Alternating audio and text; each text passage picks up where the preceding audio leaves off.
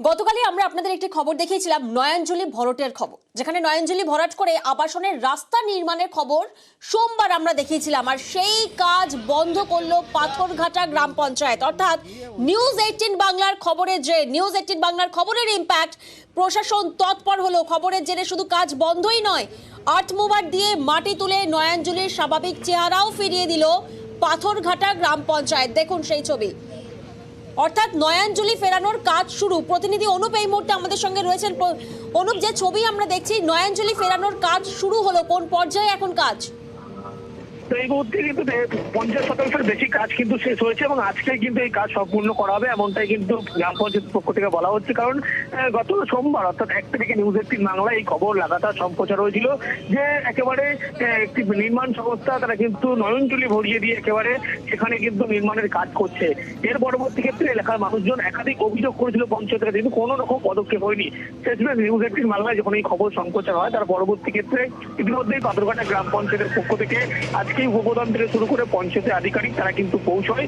পৌঁছানোর পরে কিন্তু দেখা যাচ্ছে সেখানে সেই মাটি কিন্তু যেখানে জলাশয় ভরাট করার জন্য নয়নজলি ভরাট করা হয়েছিল, সেই নয়নজলি কিন্তু একেবারে পুনরায় ফিরিয়ে দেওয়া হচ্ছে। এবং এলাকার মানুষজন তারা কিন্তু বুঝি তারা একাধিক অভিযোগ করছিল, একাধিক জায়গায় অভিযোগ দিয়েছিল, কিন্তু কোনো রকম ব্যবস্থা কেউ নেয়নি, কোনো কর্ণপাত করেনি।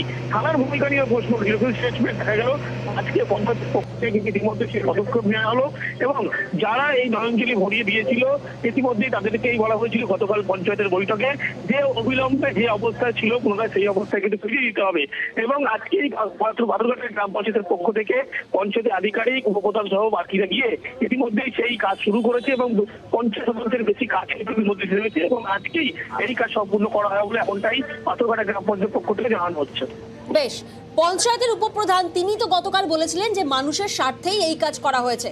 অর্থাৎ 1 জানুয়ারি যখন খবর সম্প্রচার হয় তখন তিনি বলেছিলেন। আজ তিনি কি বললেন শোনাবো একবার।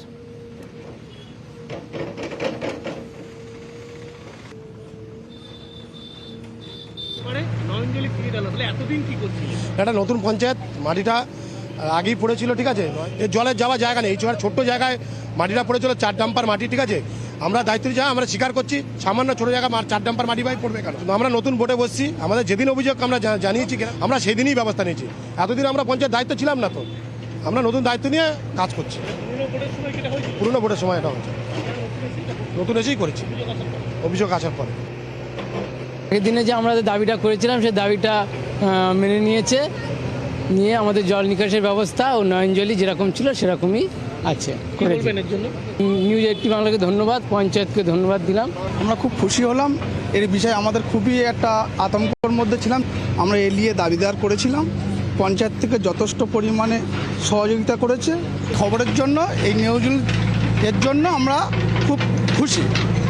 এই চ্যানেলকে আমরা ধন্যবাদ জানাই। পিডব্লিউডির যে 211 রুটটা, তারপর থেকেই পুরোটাই হচ্ছে চাষের জমি। তো চাষের জমি যেটা কোম্পানি কিনেছে, কেনার পরে সেটাকে আইনগতভাবে কনভার্সন করেছে এবং কনভার্সনের পরে সেখান দিয়ে তারা রাস্তা তৈরি করছে। নয়নজলি বা খাল, ওখানে কোনো নমেনক্লেচার বা ক্যারেক্টার জমির ওখানে নেই।